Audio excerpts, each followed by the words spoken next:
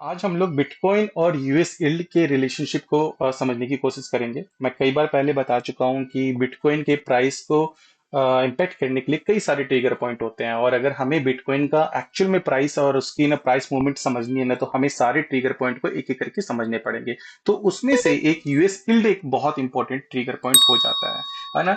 तो ये क्या क्या दिखा रहा है, अगर हम इस यील्ड को और इस चार्ट को फिलहाल कंपेयर करेंगे तो हमें पता चलेगा कि अगर आप देखोगे नवंबर 2020 के दौरान जब इल्ट है ना में काफी गिरावट आई थी, तो बिटकॉइन के प्राइस में भी आपको एक मोमेंटम देखते हुए मिला था, और जो कि बिटकॉइन के प्राइस को लगभग लगभग 175% तक जंप कर दिया था, जो कि लगभग लगभग 25,000 से बिटकॉइन के प्राइस में हमें 71% का जंप देखने को मिला था इस दौरान, है ना। सेम चीज अगर हम यहाँ पे भी देखें तो यहाँ पे भी यील्ड कम हुई थी, नवंबर 2024 की बात है, और सेम टाइम पे अगर आप देखोगे तो बिटकॉइन के प्राइस में लगभग लगभग 60% का जंप आ गया था।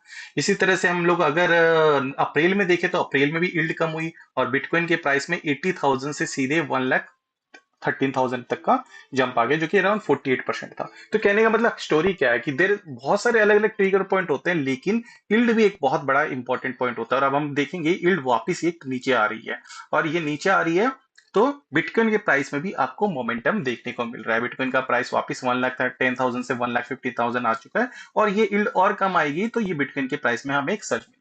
अब क्वेश्चन ये हो रहा है कि मतलब एक क्वेश्चन आप लोगों के दिमाग में आएगा कि यील्ड कम क्यों हो रही है ना। तो देर इज एकदम सिंपल सा एक है ना मार्केट का स्ट्रक्चर है।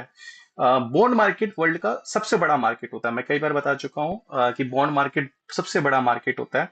और जब बॉन्ड मार्केट में यील्ड कम होती है, तो जो इन्वेस्टर्स होते हैं वो बॉन्ड मार्केट से पैसा निकाल के अदर्स मार्केट में लेके जाते हैं। वो इक्विटी हो सकता है, वो बिटकॉइन हो सकता है, वो ओल्ड कॉइन हो सकते हैं, मतलब थोड़े से रिस्की एसेट में जहां पे आपको उनको यील्ड ज्यादा मिल जाए, कमाई उनकी ज्यादा हो जाए। तो जब भी अभी तक क्या चल रहा था, अगर आप देखोगे तो यील्ड बहुत ज्यादा चल रही थी, है ना।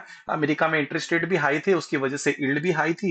लेकिन अब क्या होने वाला है कि अब जैसे ही जॉब डाटा थोड़ा सा खराब आया है, वो उसके बाद थोड़ा सा नहीं, जॉब डाटा बहुत ही खराब आया है, उसके बाद ये कंफर्म हो गया है कि फेड आने वाली कुछ मीटिंगों में इंटरेस्ट रेट कट करने वाला है। और वो लगभग लगभग आने वाली 3 से 4 मीटिंग में 75 बेसिस पॉइंट तक रेट कट कर सकता है। तो मतलब अगली ना 6 महीने में मान के चलो आप करीब करीब आपको 75 पॉइंट के बेसिस पॉइंट के रेट कट मिलने वाले हैं। जब अगर फेड रेट कट करेगा तो यील्ड में भी वो गिरावट आपको सामने सामने नजर आएगी। तो ये मार्केट मान के चल रहा है, अगर यील्ड कम होगी तो वो मार्केट में जो इन्वेस्टर्स हैं, जो बॉन्ड मार्केट में पैसा लगा रखे थे, जिन्होंने 4% 5% यील्ड पे, 4.5 से 5% यील्ड पे उनको इंटरेस्ट मिल रहा था, अब वो वहां से पैसा निकाल के रिस्की एसेट्स में, चाहे वो इक्विटी हो, चाहे वो बिटकॉइन हो, क्रिप्टो हो, इनमें पैसा डालते हैं, और उसकी वजह से ये मार्केट में हमें ये एक मूव देखने को मिल सकता है। तो ये मानो ये कि मान के चल सकते हैं कि आने वाले टाइम पे ये यील्ड और कम होगी, क्यों? क्योंकि रेट कट आ रहे हैं सामने, और हमें सामने बिटकॉइन के प्राइस में भी एक आपको अपसाइड मूव देखने को मिलेगा।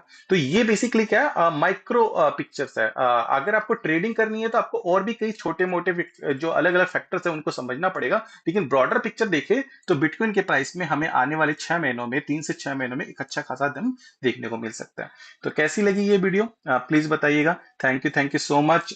लाइक कमेंट जो भी होता है, सब्सक्राइब वो जरूर करिएगा। हम अभी भी बनाना स्टार्ट किए हैं वीडियो, अगर अच्छी लगी तो हमें जरूर बताइएगा। Thank you so much.